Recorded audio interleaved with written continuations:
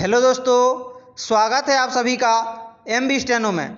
आज हम रामधारी की प्रतिलेखन संख्या 48 करेंगे। कॉपी पेन रेडी रखिए। डिक्टेशन 5 सेकंड में स्टार्ट होगी।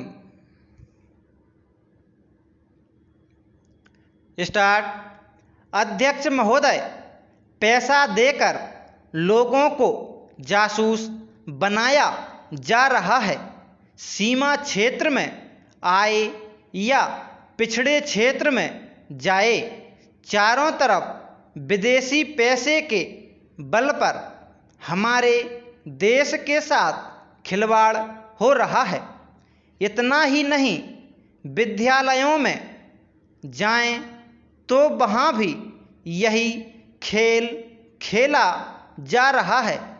गिरजाघरों में, मंदिरों में, मस्जिदों में विदेशी पैसे के बल पर अपना प्रभाव जमाने की कोशिश हो रही है।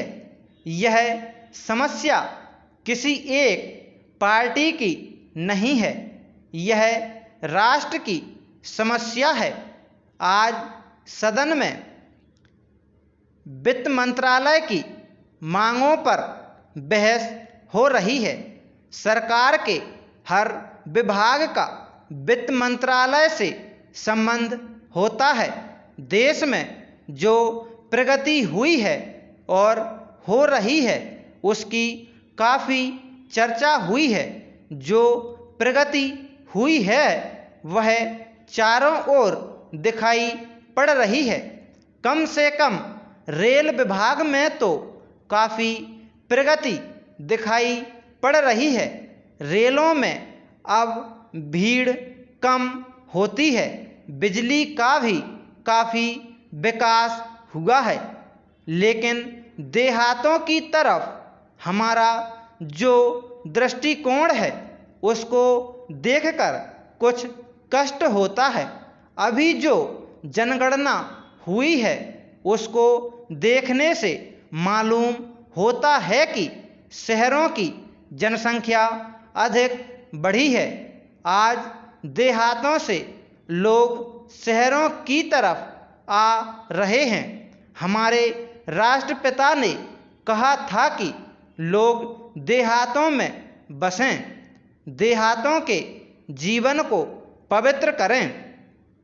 लेकिन स्वराज्य के 55 वर्ष बीत जाने के बाद भी देहातों की तरफ न जाकर शहरों की तरफ लोग आते जा रहे हैं। इस प्रश्न पर हमको कुछ गंभीरता से विचार करना होगा। अगर देहातों में लोगों को सुख सुविधा मिलती जो आज शहरों में प्राप्त है, तो लोग देहातों से शहरों की तरफ न दौड़ते, बल्कि शहरों से देहातों की तरफ जाते। प्रचेन। देहात के जीवन में 2 प्रकार की चीज़ें थीं। एक तो जमींदारी प्रथा थी और दूसरे वे लोग थे जो रुपए का लेन देन करते थे। जमींदारी प्रथा समाप्त हुई।